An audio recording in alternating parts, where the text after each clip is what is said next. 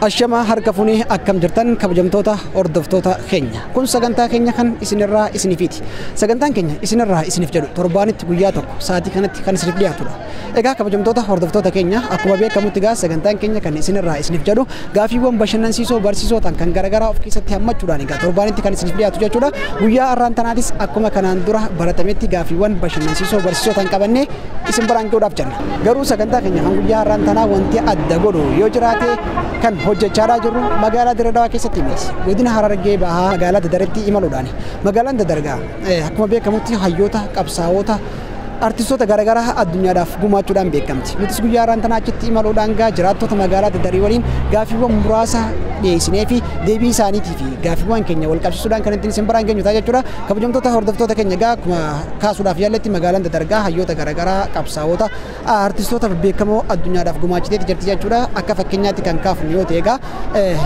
seenaa muuziqaa Oromoo keessatti seenaa miidiyaa afaan Oromoo keessatti seenaa qabsoo Oromoo keessatti magaalaan Dadar gootota addunyaaf dhiyeessuudhaan dorgomaa hin qabdu jechuudha gootonni miidiyaa sadarkaa miidiyaatiin jechuudha miidiyaa afaan Oromoo keessatti gahee isaanii baachaadhaa turan gaazexeessitoonni yookaan galaalchitoonni jalqabaa kanneen akka Abubakar Musaa akkasuma Abdii Mamman Yusuf yookaan Abdii Qopheen faanis kan dhalatan lafuma kana irratti jechuudha gama biraatiin ammoo artistoonni babbeekamoon akka Qamar Yusuf gama biraatiin artist Umaree Alifaas dabalatee hedduun isaanii dhaloonni isaanii naannoo kana jechuudha nutis lafa isaanii lafa gootota lafa qabsaa'ota lafa artistootaatti imaluudhaan jiraattota isaaniitti magaalaa Dargoliin turtii gabaabaa taasisuudhaaf jenna jechuudha hanga xumuraatti hordofaa nu faana turaa isiniin jenna turtiin keessan sagantaa keenya kan isinirraa isiniif faana taatu.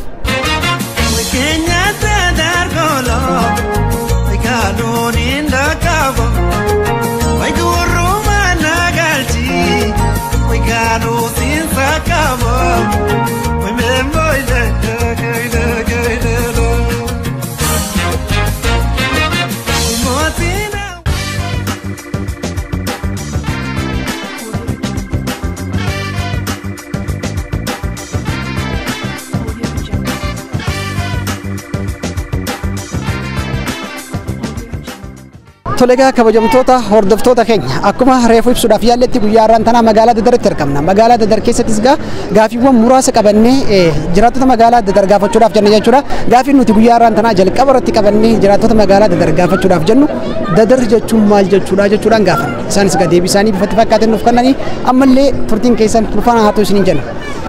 Sintaayyoo gaafilee bashannana si gaafanna har'aan tana magaalaa Dadar keessatti argamna mee Dadar jechuun maal jechuudha yookaan hiiki Dadar jedhu maqaa Dadar jedhu yookaan hiiki isaa maal? Dada jechuudha. Dada araarama jechuudha. Dada. Dadar jechuun dada jechuudha. Dadar jechuun hiikaan isaa dada jechuudha nagaya jechuu bakka. Takkasiiti. Dadar jechuun nagaya jechuun biyya dadaan guddattee biyya nagaya jechuudha. Dadar jechuun biyyuma jechuudha. Jechuun hiiki isaa maal? Naangalee garuu hin beekne kasaa. Sayyid Umar mee Dadar jechuun maal jechuudha? Dadar jechuun biyya ulee hedduus ni dandeessi biyya nagayaati biyya waan hunda yoo fudhatte illee waa badhachuu dandeessu akka Dadar jechuudha. Har'a Dadar keessatti argamna. Mee Dadar jechuun maal jechuudha? Dadar jechuun maquma asitti irraa gisee kaanee ilaallu Dadar iddoo bakka dadi itti bu'u iddoo namni itti ol jaalatu bakka jaalalaa jaalalli itti fudhadha akka kiyyateen akka yaada kootti.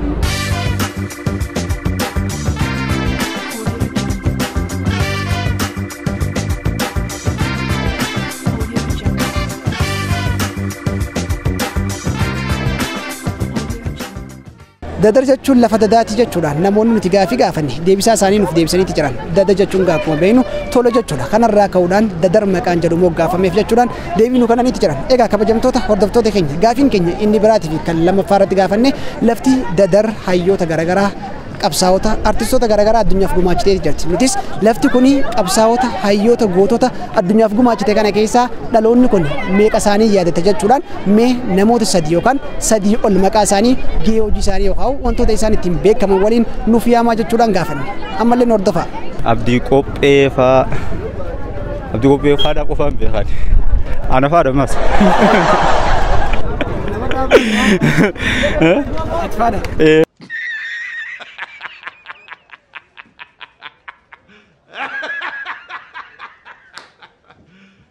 hayyoota isii addunyaaf gumaachite keessaa sadeen Qamar Yusuf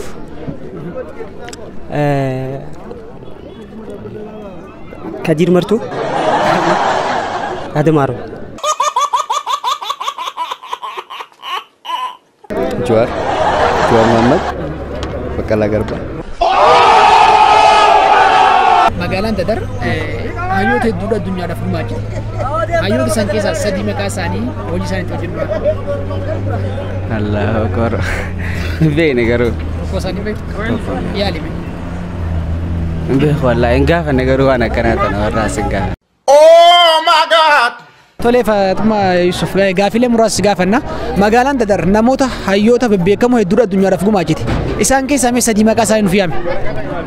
Meegaan akkasitti hin beeku garuutu taatee immoo namni hedduu jira muraasni kaniin ani hin beeknes tuulaadhaa jira ani kan hin beekullee akkasitti hin beekne amma zamana kanaan keessa gale.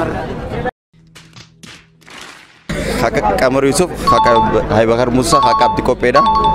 Hedduutu jira waan akka jennee himne hedduu jira jechuudha. Nama hedduu qabna hayyoota hedduu qabna beekota hedduu qabna. Magaalaan Dadar hayyoota beeytoota hedduudha addunyaadhaaf gumaachitee jira. Mee isaan keessaa nama lama sadii maqaa isaanii yaame? Tole hayyoota hedduu Dadar gumaachite keessaa kan inni akka ajaa'ibaatti dinqisiifadhu keessaa tokko Abubakar Musaati. Tokko Abubakar Musaati. Inni biraa immoo amma na jalaa gale malee hedduudha. Inni tokko ijoo kan inni fudhee ilaalu keessaa tokko Abubakar Musa akka hangafaatti fudhee ilaaluu hin danda'a. Na jalaa galee naan jettee si jalaa gale. Ture xiqqoo namoota bubbulee ture beektaa maqaanis ture. Gaarii! Gaarii!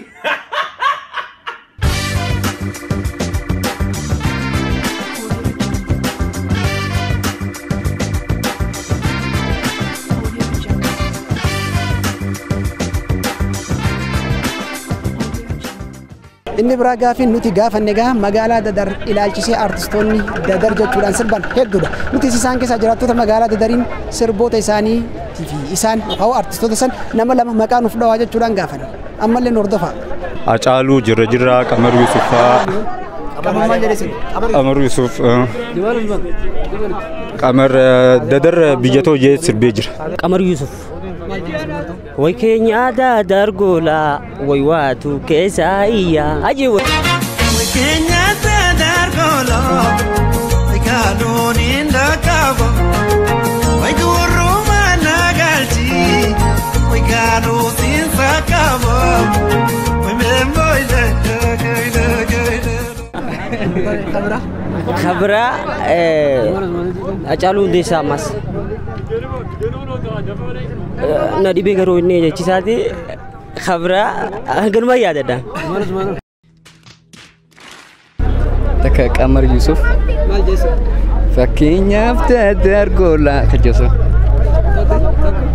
Inni lammataa amma afaan na dura babbada guyyoon garjee biraa yoo yaadadde malee kisi ammaatti na dura babbada.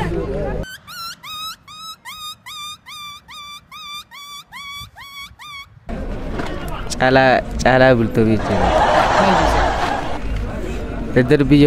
Dadar biyya gootaa galtuu fi hartuu akkam goggootaa jeesarre. Maas eenyu gaash. Maqaa isaa hin beeku.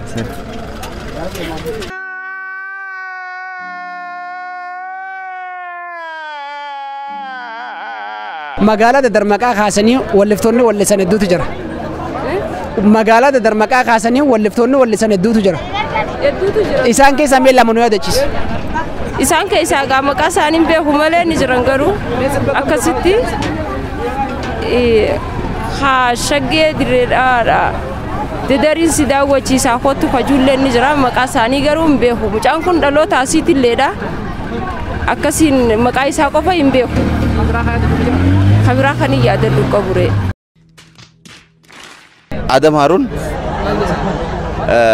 obarraa jee sirbee kabirootis dhiyootii ta'uu feene qamarisuufis burqaa dhaabbadhu boroodaa dhaabbadhu burqaa gad daawwadhu yaa bareedduu dadar akkasumatti oomate. Boroodaa dhaabbadhu way burqaa gad daawwadhu way fuula kee daawwiti way naatuuraan dhaabbadhu way meemmoilee gaayida gaayida. Hacaaluu Hundeessaaleen artiistii keenya beekamaan Hacaaluu Hundeessaaleen waa'ee dadar dubbatee jira. Bareedduu dadar irratti kan inni sirbe. Kan biraa ammas Qamar Yusuf artiistii dadaritti naannoo kanatti asitti dhalateedha. Innis dadar baay'ee ni faarsaa jechuudha.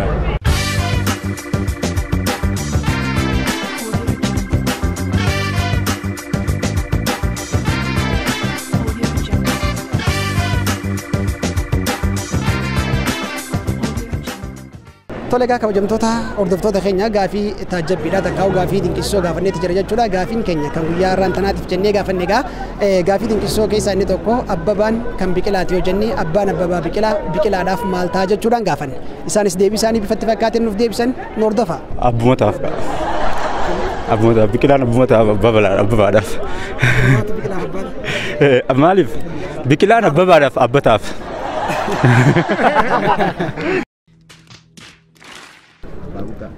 Akaakoodhaaf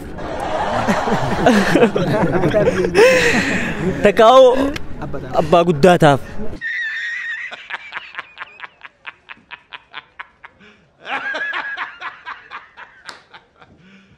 Akaakoo.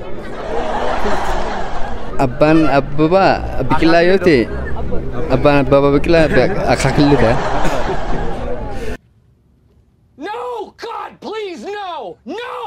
Abbaan Abbabaa Biqilaa maal ta'a abbataaf. Abbaan Abbabaa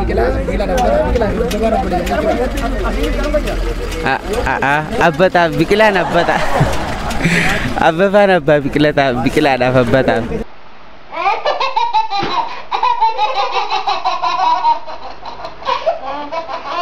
Abbabaan kan Biqilaati yoo jenne abbaan Abbabaa Biqilaaf maal ta'a? Akaakoo ta'aaf ree akkanumatti. Abbabaan Biqilaatu Abbabaa dhalee jechuudha. Biqilaan san ilmaati. Biqilaan san maal ta'aaf ree? Akaakoo ta'aaf.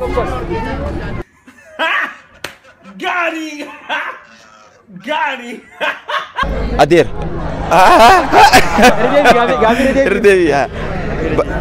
Abbabaan kan Biqilaati yoo jenne abbaan Abbabaa Biqilaadhaaf maal ta'a? Biqiltuudha. Haan yoo wanis Abbabaa ta'e haanis Biqilaadhaaf Abbabaa Biqila. What?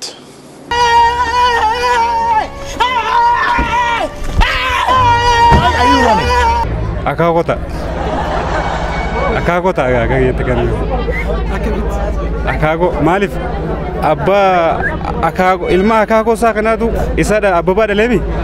Kanaaf akaakotaaf inni Abbabaadhaaf.